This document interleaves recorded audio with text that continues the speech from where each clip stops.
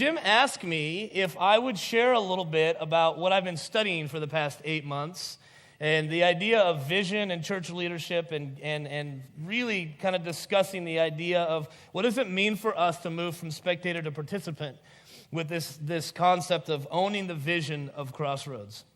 And so I'm going to share with you kind of a flyover synopsis of the last 8 months of my life, which has consisted of research and interviews and reading and more research and more interviews and writing and rewriting. And Jim was my dissertation supervisor, and my favorite line was when I handed him chapter 5 to read, and I saw him, he was at Flying M, and I was there for a different meeting, and passing, he says to me, "Did I get the edited version of chapter 5? Which always just makes you feel great. Because I was like, yeah, I believe you did get the edited version, which then led to, you may have some rewriting to do. So, but in the process of that, I've been studying over the past 8.5 to 9 months this idea of leadership within the church. And what's the concept and the call of leaders within the church, and what's the concept and call of the body of Christ to own the vision of who God has called us to be. So just to kind of give you a little background on who I am, I've been on staff here for a couple of years, but my journey really began when I was 20 years old. I was helping at a church, and the youth pastor ended up leaving, and so at 20 years old, I had dinner with the pastor, and the pastor handed me a youth specialties book on the Gospel of John and asked if I would start teaching the youth group. That was the training, this book. And pretty early on, I realized I was in over my head, and so I started taking some Bible college classes just to kind of get my bearing, and was in youth ministry for several years, both here and just outside of Atlanta in Georgia. We opened a skate church in Atlanta, and so part of what I did was we had a large, about 10,000 square foot room that we turned into a skate park, and we would let kids come and skate, and then we would shut everything down and present the gospel every time that we gathered together. And so over time, we had kids coming to know Jesus, and so we began to disciple them. And on Friday nights, we had about between 60 and 70 kids who would come for a Bible study before they would go skate. And so we started working through the book of John. And then that opportunity led me to come on staff at a church as an assistant pastor of outreach and evangelism. And I did that at the Marietta Vineyard for about 7 months. And then the pastor of the church said, I feel called to go and plant churches in India, and so at 28 years old, my wife and I stepped in as the senior pastors of the church in Georgia, and it was a bit overwhelming on all levels, which led me to graduate studies to understand how to better impact the city, which ultimately, honestly, led me back to Boise, because we realized that we needed some family structure for me to really be able to concentrate on the doctoral studies. And so we moved back here, and I came on staff part-time as a pastor of partnership, where we do all the things that Don's doing and others, help support our missionaries and things. And then about a year into it, Pastor Barry felt the call of God to move up north, and so I found myself in a meeting. And this is really where the dissertation began. I found myself in a meeting, and in this meeting, I thought I was there really to kind of help transition between Barry and whoever we would hire next. And so I found myself in this meeting with parents and some young people, and we were just talking about what are you looking for in a youth pastor and all these things. And one of the parents it was kind of a nonchalant kind of way. They just said, "Jeremy, why don't you apply for this job?" And I said, "I never thought about that." And so I honestly had a couple fears. And so I didn't share those fears right away. I just went and talked with Stephanie and said, we should just pray about this. And so we began to pray about it. And I remember sitting down in Andy's office and saying, "Andy, I feel like maybe I'm supposed to do this, but I have two kind of red flags. Number one is that I have a 12-year-old son. Well, he just turned 12, but he's in the middle school age group. And that age group is awkward enough if you've ever been around middle schoolers. That age group was awkward enough, much less when your dad is the youth pastor and all those lines get blurry and weird. And so I had a concern about that. And then the other concern I had was that I was getting older.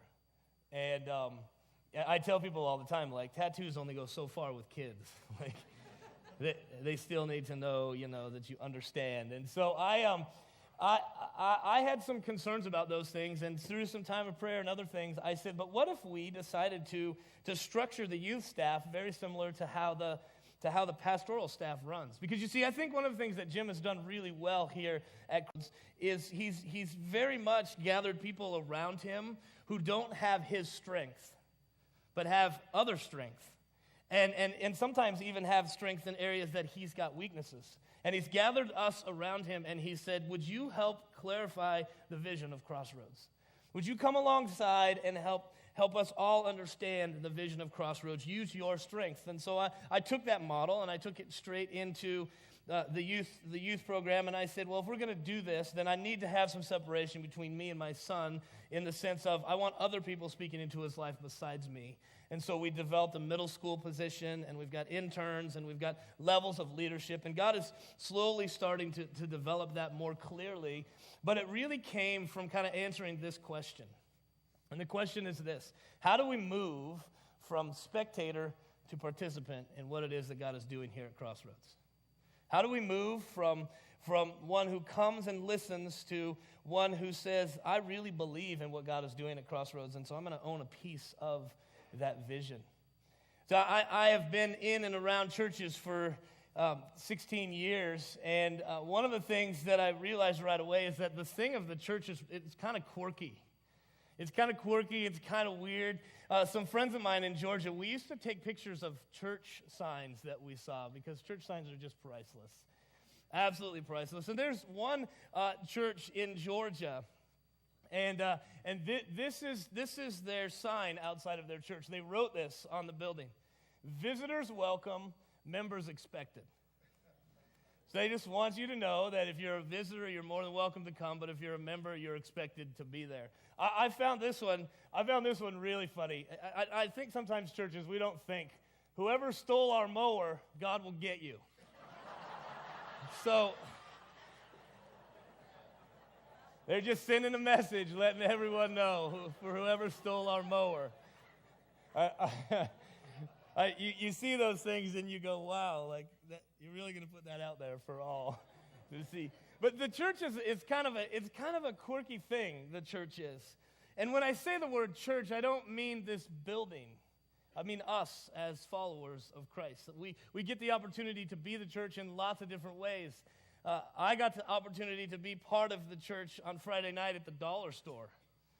I went to the dollar store to get some gloves for a service project that we were doing yesterday, and while I was there, the guy said, "Oh, this looks like work," the cashier, and I said, "Yeah, we're going to do a service project," and he said, "Oh, for what?" And I said, "For this church." And he goes, "Oh, really?" And he stops talking to me, and he says, "Hey, Jennifer," which was a customer in front of me who was leaving, and she turns, and he says, "This guy's a Christian." That's how the conversation started. It's always great. "This guy's a Christian," and which was a great assumption because I was doing something for a church that I was a Christian, which is not always the case. But at any rate, he says, "Jennifer, come back here and share with him what's going on." And so in the middle of the dollar store, Jennifer tells me that her fiance has been in a mountain biking accident, went off about a 70-foot cliff and has some major head injuries, and the doctors weren't even sure if he was going to survive. And so she says to me, "Well, would you just pray?" And I said, "Sure." His name is Rudy, and I said, "I'll let other people know to pray for Rudy." And so she goes, "Okay, thanks." And Jerry, who's this overly just nice cashier, says, "I think we should just pray right now." I said, "Sure, I'm game." But then it didn't just end with "we should just pray right now." Jerry's like, "We should grab hands." So I got a hand over the cash register, we got hands here, and we're praying in the middle of the dollar store. So you just never know when the church is going to show up because we're the church. And so when I talk about the church, when I talk about owning the vision, what I'm really saying is, who is God calling us to be? Because one of the questions that we have to wrestle with in all of this is, what is the role of the local church, the local body that God has called right here, and how do we live that out and walk that out? Bill Hybels, who pastors a rather large church outside of Chicago, says this about the local church. He says, "The local church is the hope of the world, and its future rests primarily in the hands of its leaders." And I want to expound on this just a little bit and say this, that we know that Jim is the senior pastor of this church, but he has put in place also a pastoral team, and they are important. But the truth of the matter is that the vision of Crossroads isn't complete without you. It's not complete without all of you. This puzzle that we have of Crossroads isn't complete just because Jim had a vision that God gave him, and he cast that vision to some staff members who owned it. It becomes complete when we all own the vision that God has given us at Crossroads, which is why I entitled the message, So What Are We Really Doing Here? What is this really all about? Because I really believe that Bill is onto something when he says the local church is the hope of the world.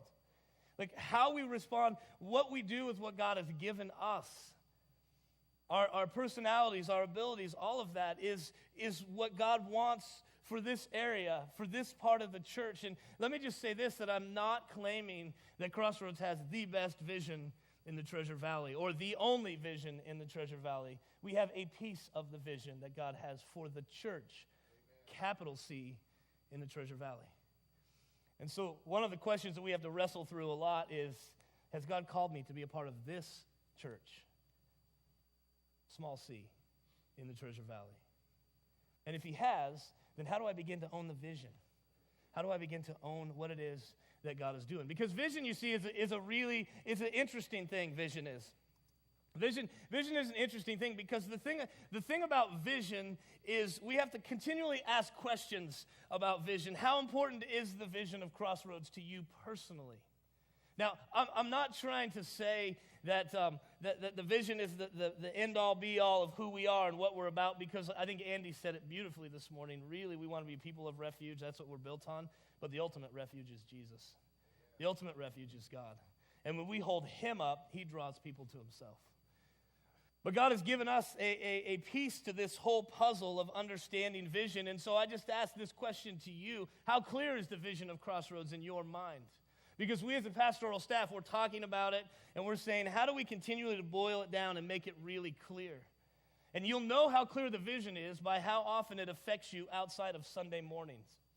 How often it affects you on Monday when you're at your job. How often it affects you Wednesday when you're having a conversation at a coffee shop. How often it affects you Friday night when you're out with coworkers or friends. How often does that vision affect you more than just on a Sunday morning?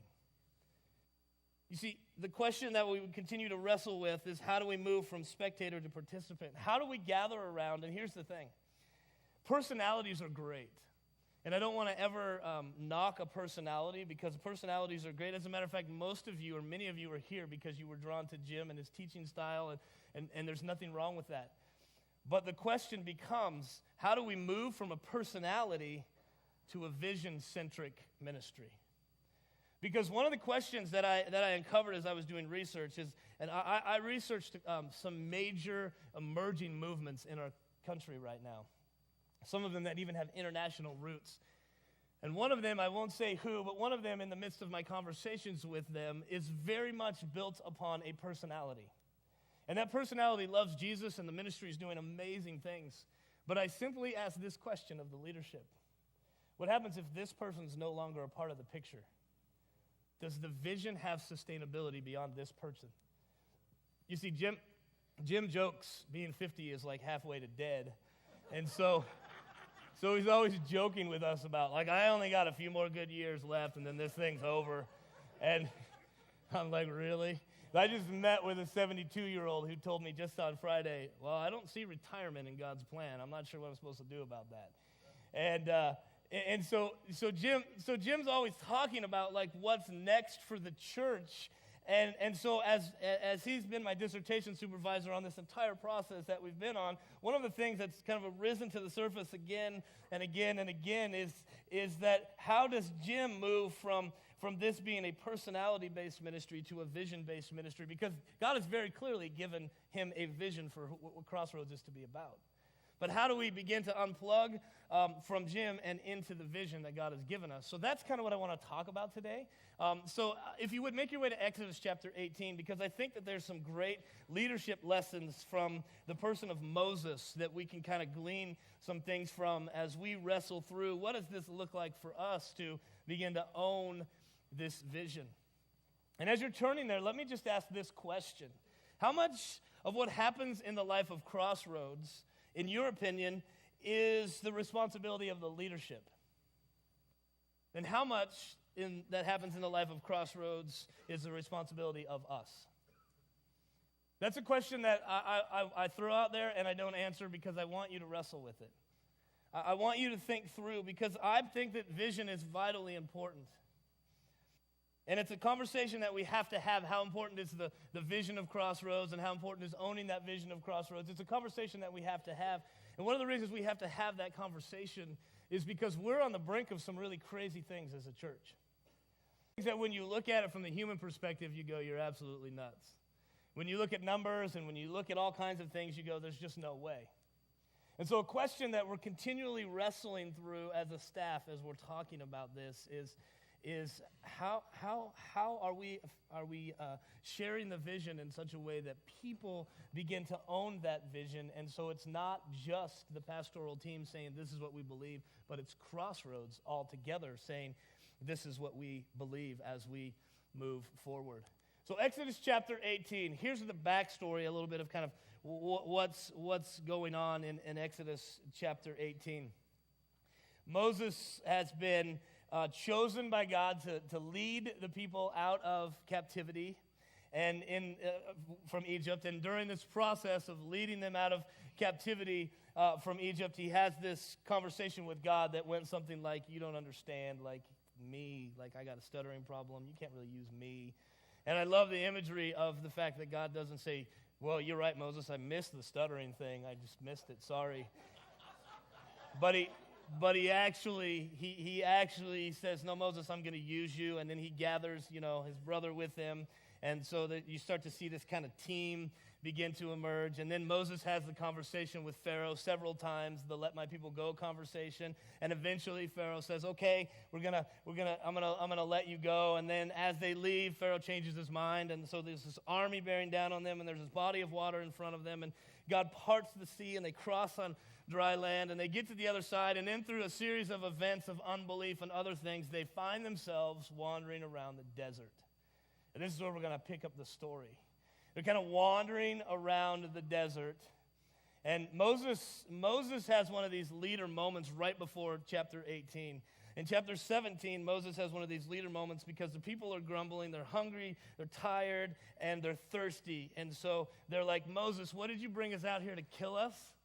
And Moses has one of these leader moments, and I've had them before, where he turns, and it's almost as if he just throws his hands in the air and he says, God, what do you want me to do with these people?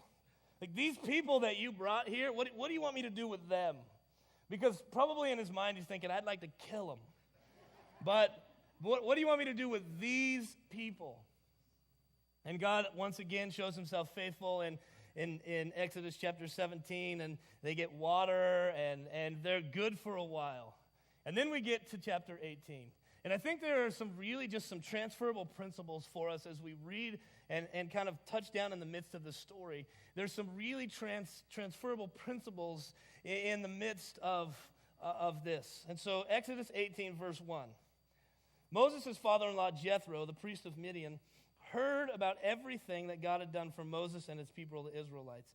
He heard especially about how the Lord had rescued them from Egypt. Now, I just want to stop right there. When I first read this story, the first thing that jumps out to me when I just begin to sit in this story, the first thing that really jumps out to me is the fact that God was moving in such ways that people were hearing about it. People were hearing about the things that God was doing. Moses wasn't putting up billboards like, hey, God parted the sea, come join us. Hey, God did this, look at what's happening. God was moving in such a way that people were drawn to it. And I'm a firm believer that when the Spirit of God starts to move among a group of people, you don't have to advertise. Because God will draw people to what it is that he's doing. God will draw people to what it is that's happening. And so when I first read this, the first thing that just kind of jumps up, and the question I have to kind of ask myself is, what is it that God's doing in our midst? What are things that we can maybe stop and reflect on and think about the things that God has done in our midst and is doing in our midst?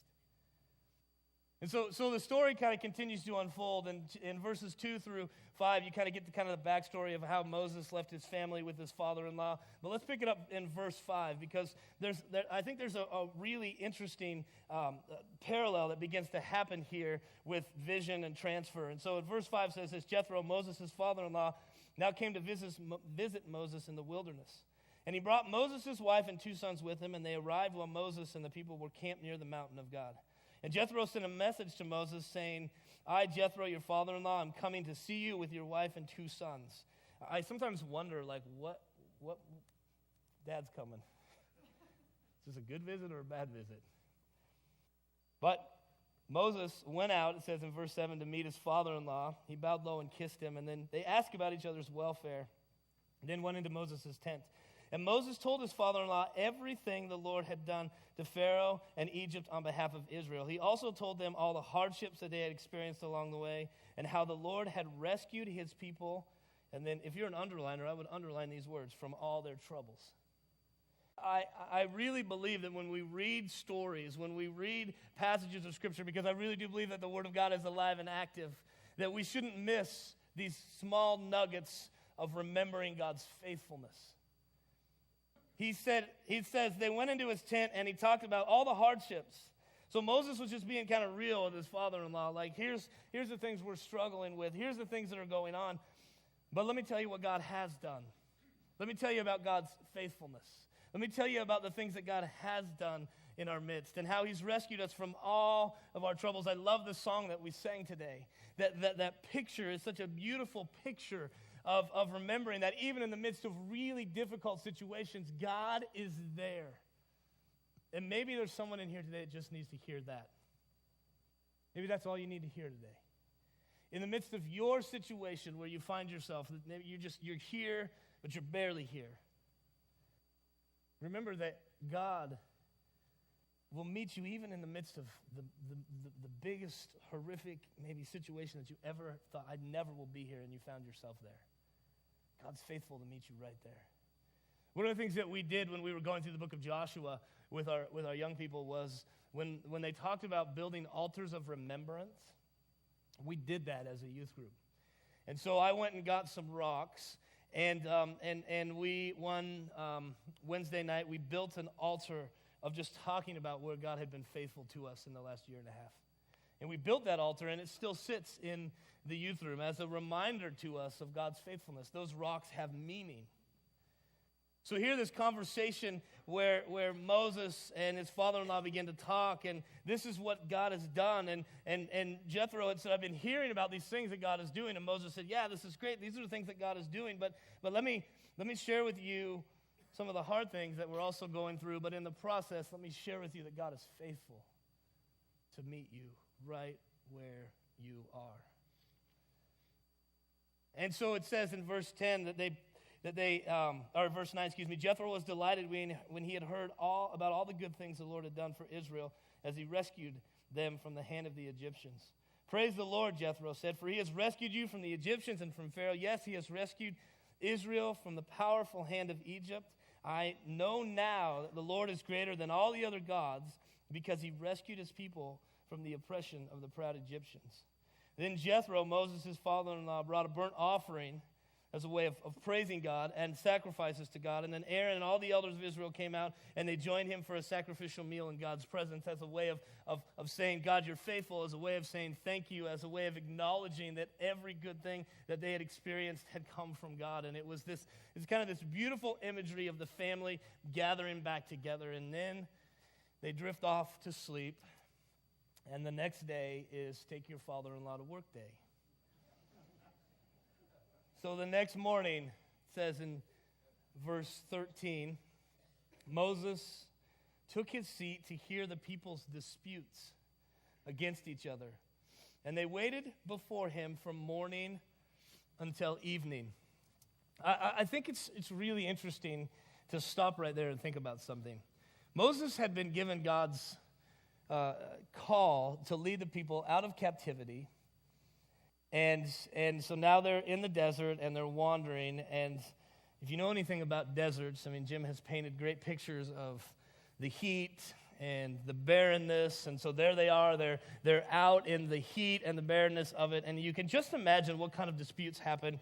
Well, just think about it. When you're hot and tired and thirsty, think about the disputes that arise just between you and the people that you love when it's hot and you're tired and you're thirsty. Now just imagine that with, around 2 million people, and, your donkey just kicked my thing over, and I'm hot and tired, and now you're waiting all day to come and talk to Moses, who's going to settle the disputes of the people.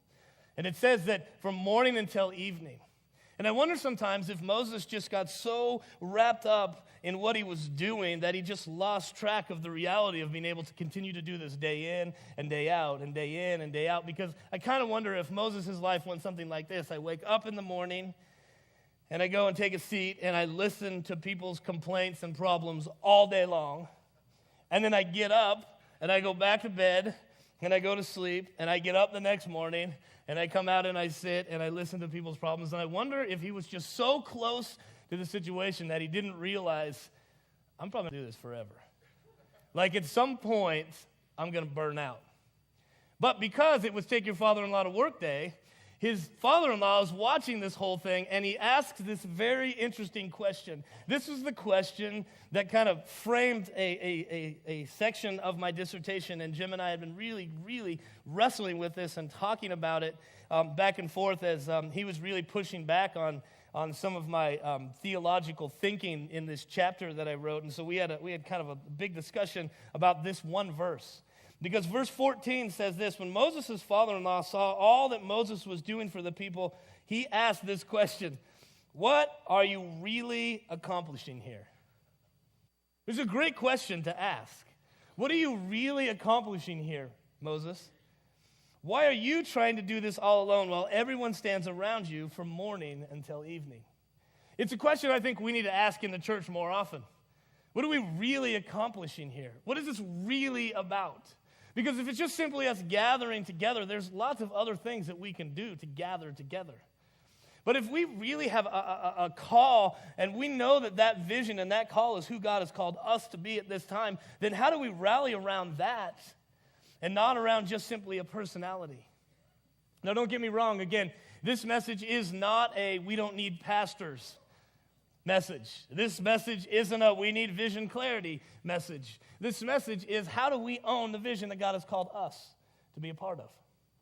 Because every one of us can do it, whether you're introverted or extroverted. And I'll talk about that in a few minutes, because I know that there are some who, as you're listening to me talk and you realize, well, he's extroverted, and I'm freaking out right now because he's asking me, an introvert, to try to own something that I think extroverts are supposed to own. I don't believe that.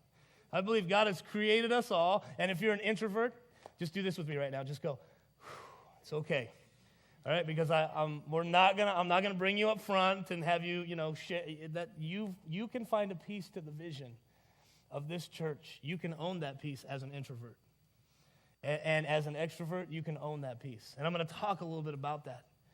But Jethro asks a very interesting question in the midst of all this. What are you really accomplishing here, Moses? I mean, what is it that you're really accomplishing? You're going to burn yourself out. But I find it real interesting because look at Moses' response. I mean, he's the leader. He's the guy that God has called. And you kind of see a leader start to emerge in his response. Well, because the people come to me to get a ruling, verse 15, from God. And when a dispute arises, they come to me, and I'm the one who settles the case between the quarreling parties. I inform the people of God's decrees and give them his instructions.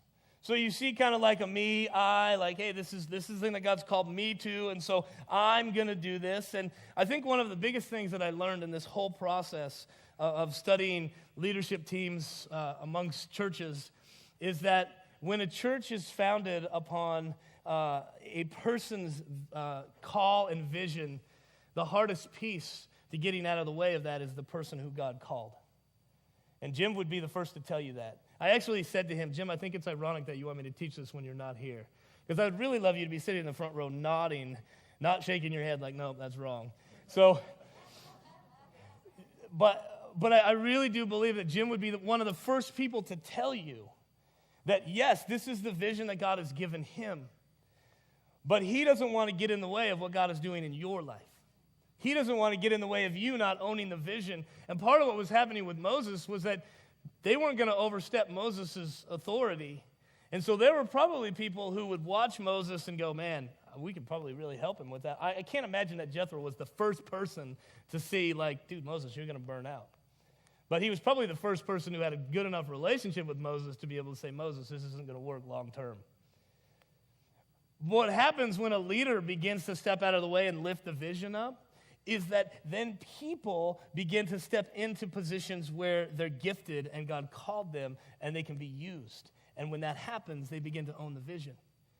So I'm talking just last week with Rebecca Manetti, who does our children's ministry here at the church, and we're talking a little bit about, and she shared with me like some of her struggles in leadership development and raising up leaders and other things. But one of the things that we talked about was if all of us would begin to own the vision of who God has called us to internally, then we wouldn't have to stand up here and always beg people to come and help us work in children's ministry and other things.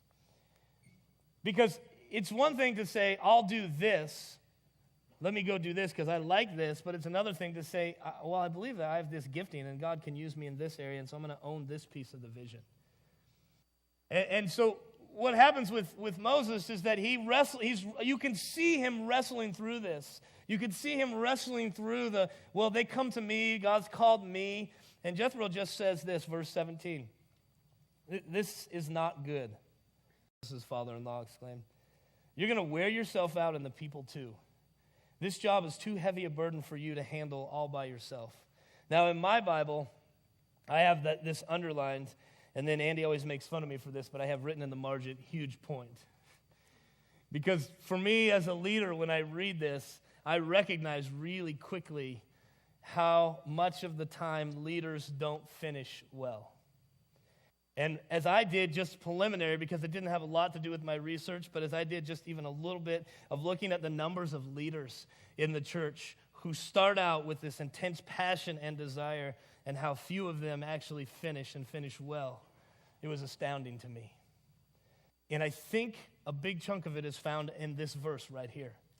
I think a big chunk of it is found in you're going to wear yourself out. And I find it interesting that Jethro says you're not only going to wear yourself out, you're going to wear the people out too. You're going to wear the people out because this job is too heavy a burden for you to handle all by yourself. One of the things that I recognize is that for me to be effective as a youth pastor at this church, I actually need to have a great team of people around me who the kids are connected to, because I am not physically able to meet with every kid who comes through the doors of our youth program. I just can't do it. And if it all is based upon what I can do and what I can accomplish, then we're all in trouble.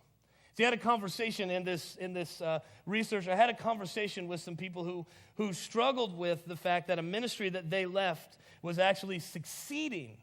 And I said, well, tell me why you're struggling with that. And they said, because in previous ministries that we've left, every time we've left, that ministry has fallen apart. And I said, can I just speak honestly to you? And they said, sure. And I said, that's not success. Success isn't when God moves you somewhere else, the ministry falls apart because it was just built upon you. And so I recognized really early on that for this thing to work, this ministry to work that God has called me to at this time at Crossroads, I have to have a great team of people around me.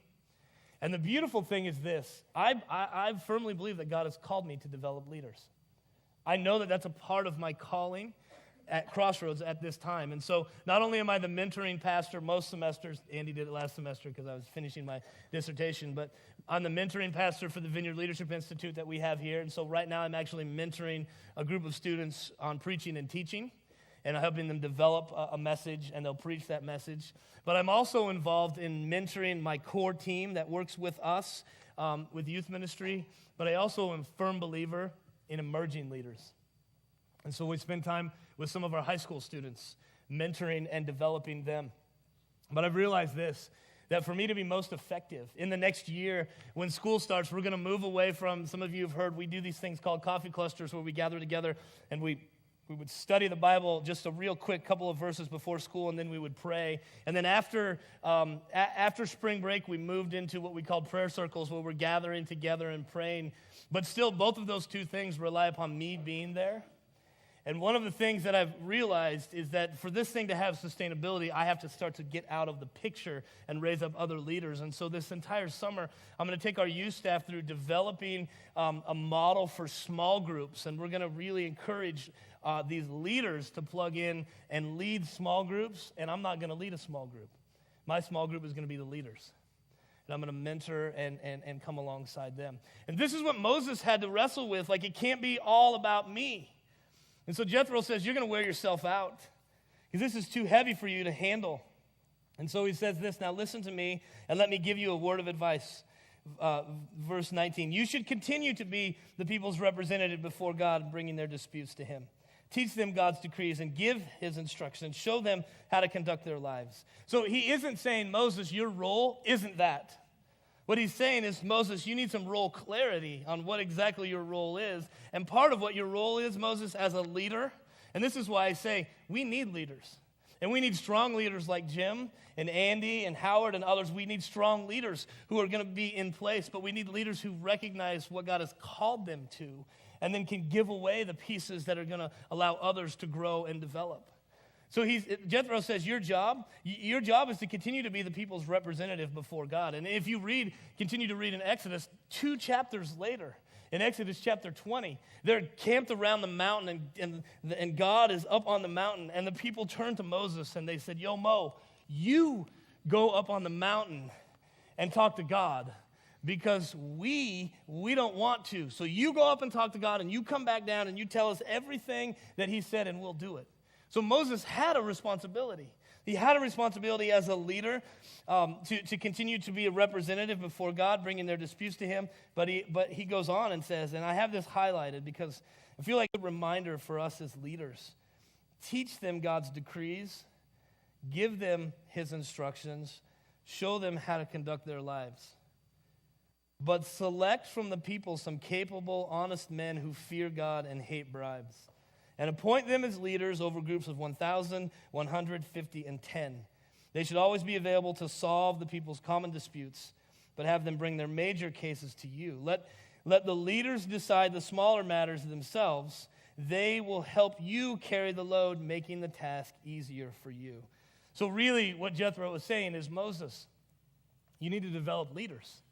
You need to develop leaders. Part of your call is to develop leaders.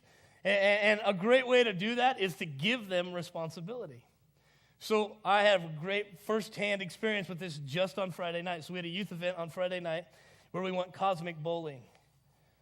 Nothing's better than bowling and no lights and loud music, right? Like, it's the perfect night. So there we are having a cosmic bowling night. But I didn't own any of that night. Not because I didn't want to, but because we have some leaders in the youth group who, first off, it was their idea. And so I said, this is your idea. That's awesome. You own it. And then what I did was I showed up that night and I said, I'm here to support you, but I want you to run this night. And you know what was great? They did awesome. They did awesome. And there's a few things that we could talk about, how to get better, how to tweak this, how to do that. But overall, it was awesome. And so as a leader, what I get to do is come alongside them and first affirm their leadership. And then secondly, say, well, let's think about this in the future. That's leadership development. That's what Moses was doing. So now he's selecting from the people capable men who can help carry the burden. And so some of them would be over 1,000 people, some would be over 100, some would be over 50, and some would be over 10. And they would settle those disputes, and then the major disputes would be brought before Moses. But Moses was to learn to lead people. And let me tell you something, this doesn't just end here. Because in a few weeks, we're going to come back to this story a little farther along down the road where Moses now is dealing with, he's kind of implemented some of these things, and now people within the ranks are saying, Moses, no, it needs to be all about you. And it's the constant struggle of leadership. It's the constant struggle of how much of it am I responsible for and how much of it are the people responsible for and how much can I hand over and how much do I need to hold on to. It's that constant struggle that we continually come back to. So verse 23, if you follow this advice and if God commands you to do so, then you will endure the pressures and all of these people will go home in peace. Now, I jokingly said about verse 24. Verse 24 is for all you fathers out there who will be father-in-laws someday. Underline this. Moses listened to his father-in-law's advice. Underline it because someday you might be in that situation. Moses listened and he followed his suggestions. He chose capable men from all over Israel and appointed them as leaders over the people. And he put them in charge of groups of 1,000, 150, and 10. And these men were always available to solve the common people's disputes. They brought major cases to Moses, but took care of the smaller matters themselves. And so you begin to see Moses wrestling with leadership development and what that means. But I want to bring it home for us. I want to bring it home for us because I think it's important for us to wrestle through what this really means for us personally. And so for me, the best way to help express this is just to tell you a couple stories.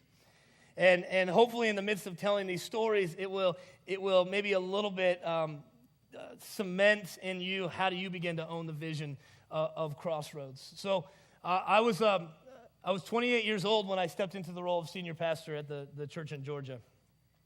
And the first Sunday that I was a senior pastor, I gathered the leaders together. There was about 18 or 20 of them. We gathered together in a room, and I just asked them this question. And I had a whiteboard ready. I said, what's the vision of the Marietta Vineyard? You know what's really interesting? I got about 18 different responses, which led me to this point of saying we need to clarify the vision of who God has called us to be. Because, okay, understand something. Atlanta is in the Bible Belt, so there's not a shortage of churches anywhere. There are churches everywhere. There were churches within, I could throw a rock from our church and hit other churches. That's how close the churches were. And there's some great, amazing churches in the South. And so 650,000 people in the town that God had called us to, how do we own the vision of what God has called us to be a church in that community? What did it look like for us? And so for 6 months we prayed, we fasted, we got together about every week or every other week, and we talked about vision and what it looks like. And where we landed were kind of these three phrases. For us, it was about impacting the lost, equipping the found, and restoring the broken. That's where we landed as a church. And so we took every ministry that we had going at that time through that filter. And we had hard conversations with some people about this doesn't fit with who God has called us to be. And it's not because we don't love you, but it's because we want to have real vision clarity. But in the process of that, this girl right here, she walked into my office. She was 16 at the time. And she says to me, I hear the vision of this church. And I have a heart for the homeless. Now understand something, that our community was undergoing some really major changes because in Atlanta, they were tearing down public housing. It started in 1996 with the Olympics. They started to tear down public housing, and so they were forcing the poor into the suburbs. And we were the first suburb from Atlanta. And so the poor were moving into our neighborhood and were a part of our community. And she said, I believe that impacting the lost and restoring the broken means that we need to not just help the poor, but we need to hear their stories. We need to help them transition from just living lives on the streets to actually maybe getting houses and other things. This is a 16-year-old girl. And so she walks into my office, and over time we talk and pray, and she ends up creating an organization called Homeless Not Heartless.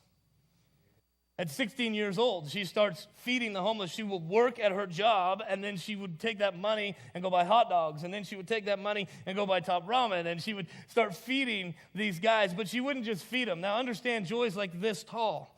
She wouldn't just feed them, but she would say, you can't have food unless I hear your story.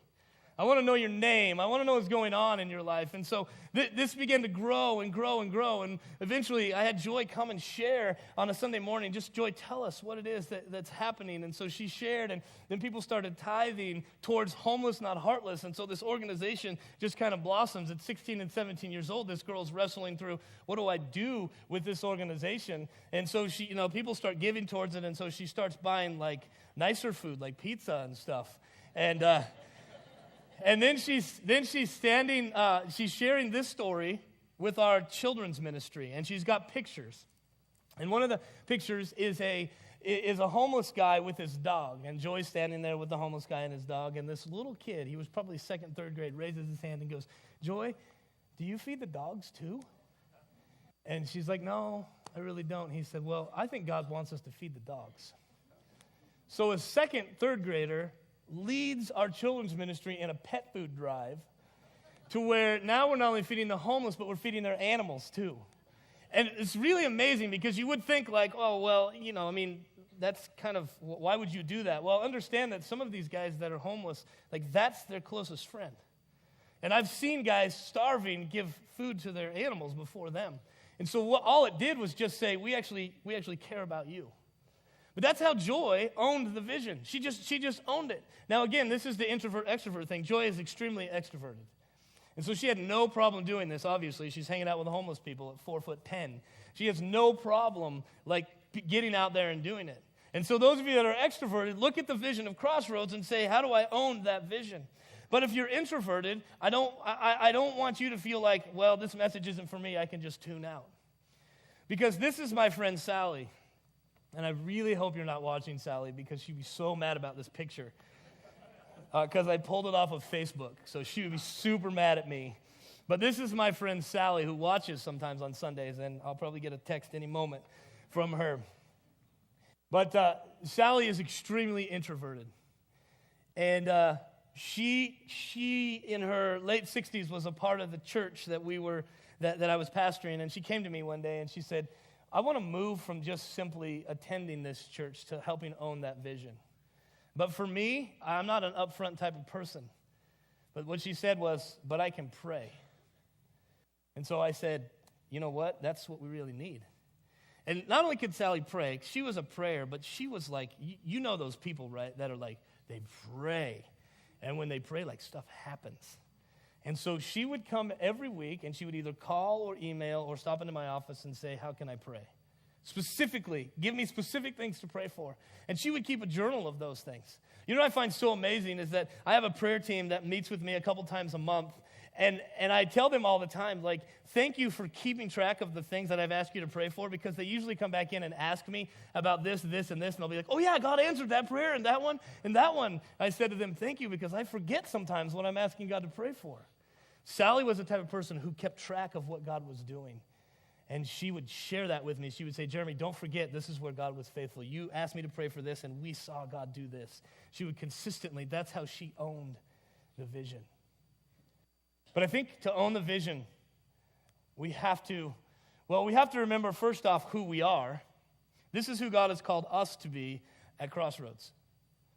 We're refuge, transformation, and partnership. This is in a nutshell what we believe, what Jim believes that God has told him, and what we believe the vision of Crossroads is that we're to be people of refuge. And Andy said it beautifully, like I said this morning, God is the ultimate refuge. But for us to be a church of refuge means we have to be people of refuge. We have to join with the transformation process, the growing process, and sometimes that's a beautiful season of growing, and sometimes it's a really hard season of growing. But in all of it, we're being transformed. The Bible says day by day, we're being transformed. And then we partner with God, both within the community of faith and out in the community at large and in Ecuador and around the world. We partner with what God is doing.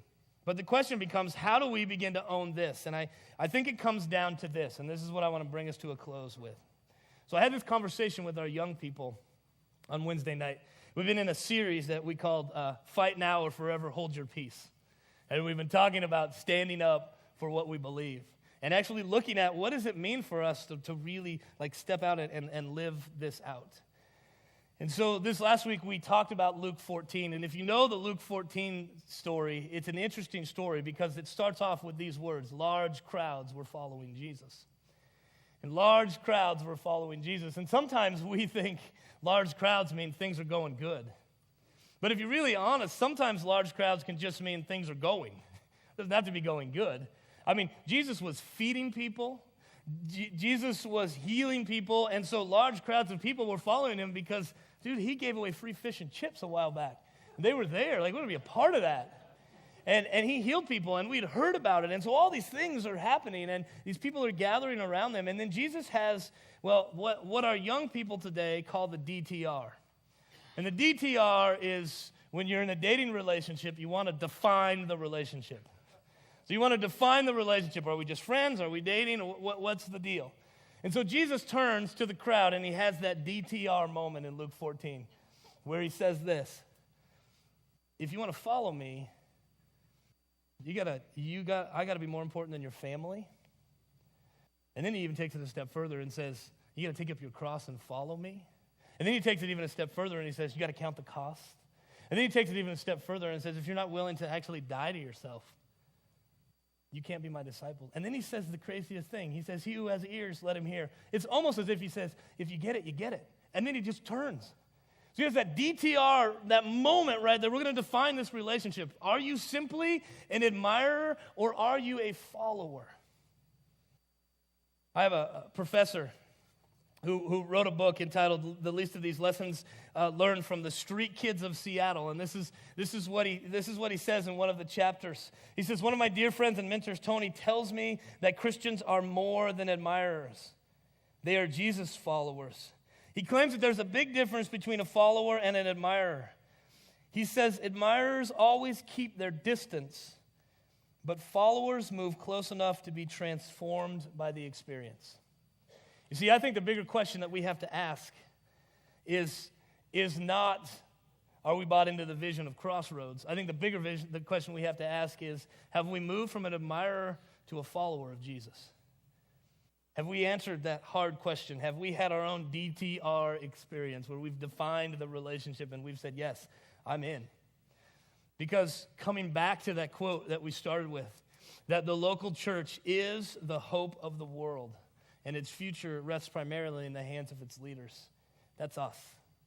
Not us as in the pastoral staff. That's us as in the body of Christ here at Crossroads. So would you do something with me just in closing? Would you just close your eyes and just reflect maybe a little bit on what it is that we've talked about this morning? The idea of vision and owning vision and what all that means for us. And I realized that what I explained to you in 47 minutes actually took me 8 months to write, and there's so many other pieces and different areas that we could go. But the question I want to just leave us with is twofold. Number one, have I moved from admirer to follower? It's just a personal thing between you and God. No one else around you, just between you and God. Have I moved from admirer to follower? And if not, what is it that keeps me from doing that? And then the second question, how do I own a piece of the vision of Crossroads? So Jesus, we're just asking that you would help us to know what the next steps are. And I do realize that for a room full of people, it's a room full of different steps. And we acknowledge that. But you're a personal God, so would you personally show us how we can begin to move from admirer to follower if we've never made that decision? And Lord, would you personally show us how to own refuge, transformation, and partnership? What piece to that can we own and be who you've called us to be? So God, we give you this day. We give you this week. We ask that you would use us, that we would get out of the way, and that we would be the people that you've called us to be. And we would walk that out. And we thank you so much for this time that we've had together. In Jesus' name, amen. May God use you to do amazing, wonderful, crazy, wild things here and at the dollar store. Have a great week.